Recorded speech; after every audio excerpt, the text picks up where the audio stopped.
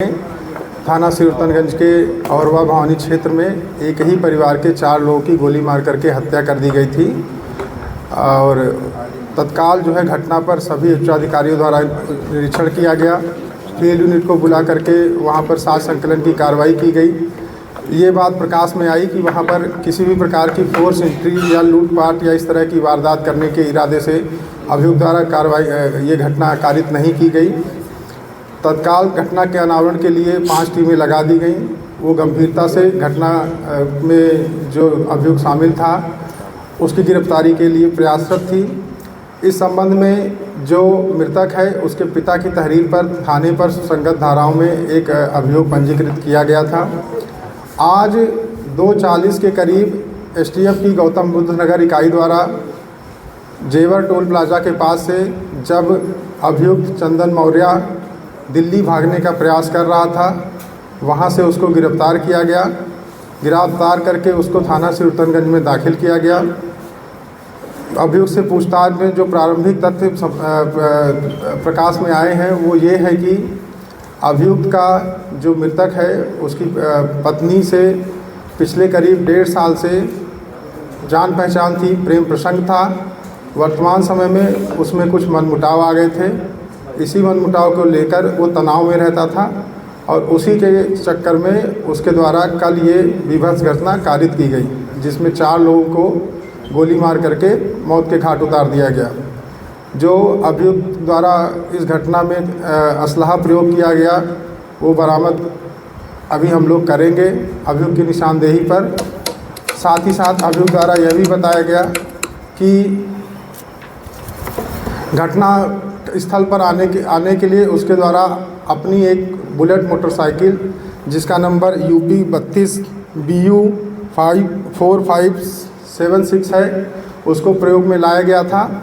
चूँकि अभियुक्त अभी तुरंत गिरफ्तार किया गया है, आगे जो हमारी वैधानिक कार्रवाई शेष है उसमें घटना में प्रयुक्त तमंचा असलहा की बरामदगी और जो बुलेट मोटरसाइकिल है जिसका प्रयोग करके वो घटना स्थल तक आया था और घटना करने के बाद घटना स्थल से फरार हुआ था, वो कार्रवाई की जाएगी। शेष अब आप लोग जो सवाल पूछना चाहें वो पूछ सकते हैं। लास्ट में इसके द्वारा ये बताया गया कि इतने गुस्से में था कि इसके सामने जो भी आता गया उसको जब तक इसकी सारी गोलियां समाप्त नहीं हो गई तब तक ये गोलियां चलाता रहा और उसकी जद में जितने भी लोग आए वो उनको गोलियां लगीं और फिर उनकी मृत्यु हो गई। तो ऐसी क्या बात थी कि इसने सबको मारने का फैसला लिया? आखिर पॉइंट ऑफ ट्रिगर क्या था? देखिए, अभी कुछ चीज़ें ऐसी हैं कि जिस पे हम लोग इससे और पूछताछ विस्तृत रूप से करेंगे, वो तब बातें निकल के आएंगी और इसका जवाब आपको तब दे दिया जाएगा। ये एक और बात है कि बच्ची के हाथ से पैसे और चॉकलेट मिले थे तो कैसे? देखिए, उस पर भी हमारी विवेचना के क्रम में उसको हम सामने लाएंगे और अभी ये कोई इस्टेब्लिश फैक्ट नहीं है कि उसको किसने दिया था। इस पर अभी हमारी विवेचना प्रचलित है। नहीं, ये कहा जा रहा है कि जब इसके साथ उसने एक दो बार उसको धमकी दी थी तो उसने स्कूल में आके धमकी दी थी तो उसने थाने सूचना दी थी। क्या कोई कार्रवाई हुई थी या कोई सूचना आई थी इसे? देखिए, इस संबंध में एक मुकदमा ऑलरेडी इसके खिलाफ लिखाया गया था जिसमें चार्जशीट इसको ये हो रखा है और वही प्रकरण आप संभवतः कहना चाह रहे हैं। नहीं, अभी 10 दिन पहले सिरतनगंज में कोई इसने शिकायत की थी उसकी पत्नी महिला ने। ये ऐसा कोई तथ्य अगर संज्ञान में है तो हम आपको अवगत कराएंगे। अभी अमेठी से जेवर तक कैसे पहुंचा, किसने मदद की? ये स्वयं ही विभिन्न माध्यमों से इसका कहना है कि पहले ये प्रयागराज गया, फिर वहाँ से ये जेवर के टोल के माध्यम से दिल्ली जा रहा था और उसी जगह पे ये रास्ते में इसको एसटीएफ की गौतम बुद्ध नगर यूनिट ने अपने सोर्सेज के माध्यम से इसको गिरफ्तार कर लिया। ये कहा जा रहा है कि ये अम्बेडकर नगर भी गया था, वहाँ से भी किसी को पकड़ा गया? नहीं, ऐसी कोई बात नहीं है। ये जो निवासी है ये रायबरेली का ही निवासी है। अम्बेडकर नगर का नहीं, ऐसा अभी अगर कुछ है तो हम उसको संज्ञान में लाएंगे। उसको ट्रेस कैसे किया? कोई आपको बताने वाला था या टेक्नोलॉजी की मदद से? देखिए, इसको गिरफ्तार करने का सारा से एसटीएफ की टीम को जाता है और वो एसटीएफ की टीम ने इसको अपने माध्यम से गिरफ्तार किया। सर घटना स्थल पे कोई सीसीटीवी मिली है क्या आते जाते हुए इसमें दिखा हो? हाँ, उसकी भी हम लोगों ने खूब गहन छानबीन की, तलाश की और अभी भी उसकी तलाश की जा रही है कि किसी सीसीटीवी फुटेज में इसकी उपस्थिति मिल जाए। क्या संभावना है क्या वहाँ पे सीसीटीवी? हम तलाश कर रहे हैं, अगर मिलेगा तो निश्चित रूप से वो भी आपके संज्ञान में लाया जाएगा। सर इस मकान के आगे घुसा तो पीछे से भागा था जी। इसने कल की तारीख और शाम का 7 बजे का वक्त जब मंदिरों में पूजा हो रही थी वो क्यों चुना था? संभवतः इसके पीछे रीज़न ये हो सकता है कि उस समय लोग अपने अपने कार्यों में व्यस्त होंगे और अगर इसके द्वारा वहाँ पर गोलीबारी की जाती है तो उसका सोर्स जो है कम बाहर जाएगा और ये घटना करने के बाद सेफली वहाँ से निकल सकता है। ये पहले उस घर में रेकी कर चुका है क्या? पहले कब आया था? ये कल ही वहाँ पे आया था और कल ही इसका जो है पारा गर्म हुआ और अपने आपे को खो करके इसने ये घटना की है। सर इस अपने स्टेटस पे लिखा है जो क्राइम पुलिस है वो इसको ट्रेस नहीं कर सकती थी, ये क्या करने जा रहा है? देखिए, ये 5 लोग जो थे उसमें 4 लोग वो हैं और 5वां इसने स्वयं का आत्महत्या करने का प्रयास किया। ये वही 5 लोग हैं। सर ये भीड़ भाड़ वाला इलाका था जहाँ पे इस घटना को, हत्याकांड को अंजाम दिया गया। अमूमन वहाँ पर पुलिस फोर्स भी डिप्लॉयड रहती है। नवरात्रि चल रहा था, कल पहला दिन था, कुछ पुलिसकर्मी भी वहाँ पर तैनात थे।